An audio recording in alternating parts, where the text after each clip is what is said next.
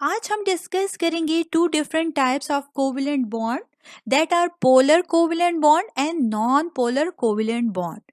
जी हाँ friends, covalent bond को on the basis of electronegativity difference two different types में divide किया जाता है that are polar and non polar covalent bond. Covalent bond क्या है? कोवेलेंट बॉन्ड वो बॉन्ड होता है जब हमारे पास टू एटम्स अपने इलेक्ट्रॉन को शेयर करते हैं, तो एज अ रिजल्ट जो बॉन्ड फॉर्मेशन होती है उसे कोवेलेंट बॉन्ड कहते हैं।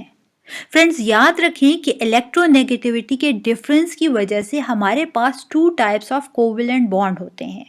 फर्स्ट है non polar covalent bond, second है पोलर कोवेलेंट बॉन्ड। याद रखें कि नॉन पोलर कोवेलेंट बॉन्ड तब बनता है जब हमारे पास दो एटम्स के दरमियान इलेक्ट्रोनेगेटिविटी का डिफरेंस मौजूद नहीं होता, तो एज अ रिजल्ट हमारे पास नॉन पोलर कोवेलेंट बॉन्ड बनता है। जबकि दूसरी तरफ पोलर कोवेलेंट बॉन्ड तब बनता है जब हमारे पास एटम्स के दरमियान इलेक्ट्रोनेगेटिविटी के डिफरेंस की वजह से पोल फॉर्मेशन होती है, तो एज अ रिजल्ट जो हमारे पास कोवेलेंट बॉन्ड बनेगा तो वो पोलर कोवेलेंट बॉन्ड कहलाएगा। चलिए बेहतर तौर पर इसे समझने के लिए देखते हैं कि नॉन पोलर कोवेलेंट बॉन्ड क्या होता है।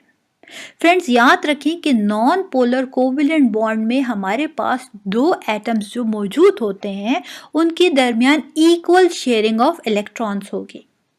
एग्जाम्पल लेते हैं हम हाइड्रोजन मॉलिक्यूल की। फ्रेंड्स, हम जानते हैं कि हाइड्रोजन के वैलेंस शेल में 1 इलेक्ट्रॉन होता है और उसे अपने डुप्लेट को कंप्लीट करने के लिए एक और इलेक्ट्रॉन की ज़रूरत होती है ताकि वो अपना डुप्लेट कंप्लीट करके स्टेबल हो जाए। यही वजह है कि जब हाइड्रोजन हाइड्रोजन के साथ बॉन्ड बनाता है तो एज अ रिजल्ट दोनों के दरमियान इलेक्ट्रोनेगेटिविटी के डिफरेंस ना होने की वजह से दोनों हाइड्रोजन अपना एक एक इलेक्ट्रॉन शेयर करते हैं।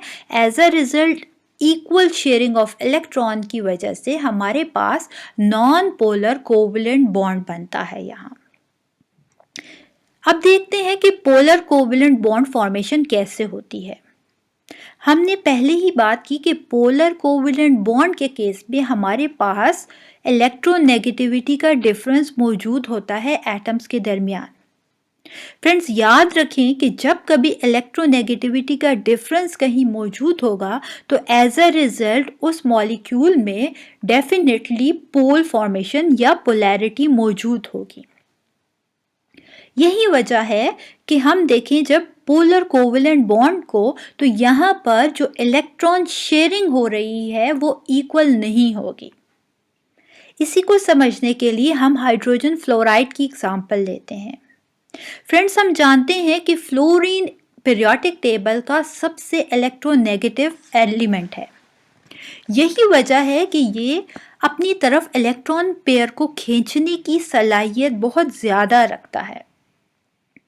अगर आप डायग्राम में देखें तो फ्लोरीन ने इलेक्ट्रॉन पेयर को अपनी तरफ ज़्यादा खींचा हुआ है as compare to the hydrogen.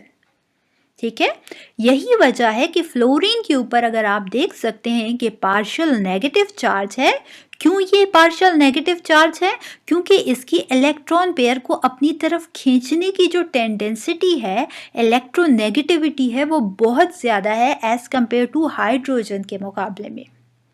जबकि हाइड्रोजन हम जानते हैं कि इलेक्ट्रोपॉजिटिव एटम है। यही वजह है कि हमारे पास यहाँ जो शेयरिंग हुई है इलेक्ट्रॉन पेयर की, वो अनइक्वल शेयरिंग ऑफ इलेक्ट्रॉन है। अगेन, फ्लोरीन ने ज़्यादा इलेक्ट्रोनेगेटिविटी होने की वजह से इलेक्ट्रॉन पेयर को अपनी तरफ ज़्यादा खींचा हुआ है एज कंपेयर टू हाइड्रोजन, और इसके रिजल्ट में हमारे पास अनइक्वल शेयरिंग ऑफ इलेक्ट्रॉन है। ठीक है फ्रेंड्स, यहाँ तक तो हमने ये समझा कि हमारे पास कोवेलेंट बॉन्ड क्या होते हैं और हमारे पास इलेक्ट्रोनेगेटिविटी की बेसिस पर जो to types of covalent bond होते हैं वो क्या है। अब हमने ये मालूम करना है कि किस तरीके से इन कोवेलेंट बॉन्ड में हमारे पास आयोनिक करैक्टर मौजूद होता है।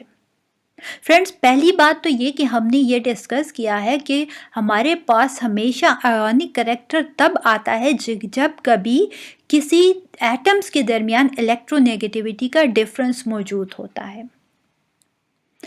अब हमने ये जानना है कि किस तरीके से नॉन पोलर कोवेलेंट बॉन्ड में और पोलर कोवेलेंट बॉन्ड में हमारे पास आयोनिक करैक्टर होता है। फ्रेंड्स, एक और बात याद रखें कि हमने यहाँ कहा कि नॉन पोलर कोवेलेंट बॉन्ड में हमारे पास इलेक्ट्रोनेगेटिविटी का डिफरेंस मौजूद नहीं होता। यही वजह है कि हमने कहा कि यहाँ इक्वल शेयरिंग ऑफ इलेक्ट्रॉन हो रही होती है।